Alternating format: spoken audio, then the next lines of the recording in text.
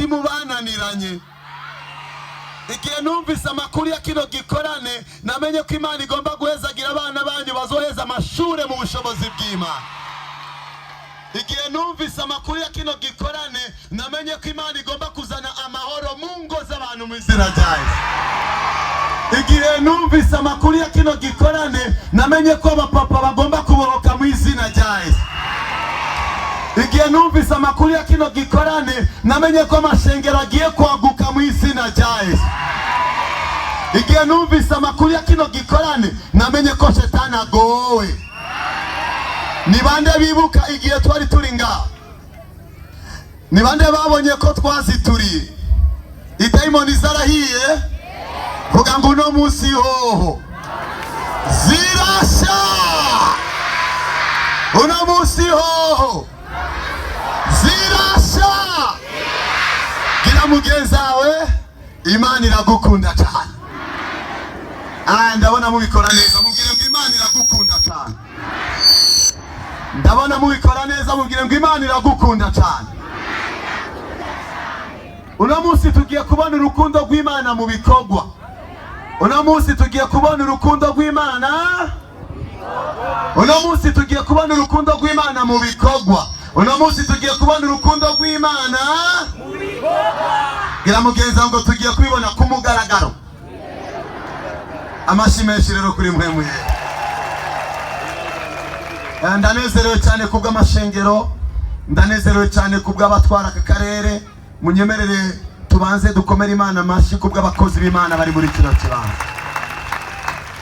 Bakundwa, mwaragiye ubuntu ko bamufise abungere beza bitwararika intama, kuko twarabibonye muri nondwi umugwi twariko dukorana nabo, bamwe bararanga ari abungere batigeze bataha iwabo, nta kindi bariko bararondera, bashaka ubuzima bwiza ku bantu b'Imana.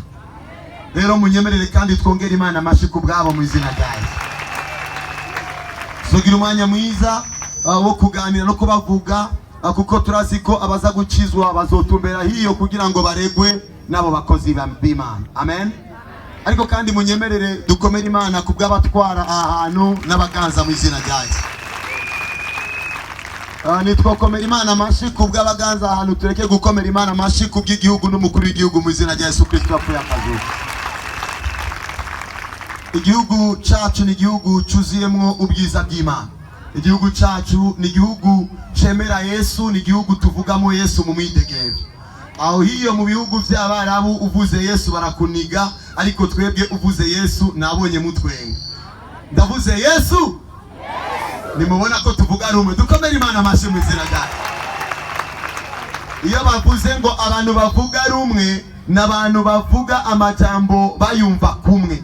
Abantu bavuga rumwe n'abantu batahura kumwe yuko Imana iriho. Imana nkorera, Imana nsenga, narayibonye mu bibanza bitandukanye, nabonye ikora ibitangaza n'utwumiza, ariko amakuru nzi ibyiza gukora ngaha sinigeze ndabibona kuva mvuka mu izina ryayo. Ikimenyamenya nuko kuva aho twakoreye ibikorane, iki gikorane nicyo cyateguwe neza kuruta ibindi, ahubwo Imana yabakunze neza kuruta abandi mu izina ryayo. Imana ikiranganiriza kubijanye n'umumama amazigiye afise ingorane zikomeye yicaye muri kino kibanza. Ninatangura kwigisha ndamusengera, cyangwa neza kwigisha ndamusengera, ariko ikirambwira ko umumama afise ingorane, amaze kugerageza ahantu hatandukanye, amaze kwifuza ahantu hatandukanye, ariko vyaranse. Ariko uno munsi apanejo, uno munsi no munsi wo gukira kwiwe mu izina ryayo. Ndarivuze ngo uno munsi no munsi wo gukira kwiwe. Iyo tunezererewe igitangaza cy'umwe tuba tubwiye Imana ngo natwe dukorere. Iza kumukorera iraza kugukorera mu izina ryayo. Iza kumukorera iraza kugukorera mu izina ryayo. Ngomba numve amene baje abantu bari binyuma. Haleluya!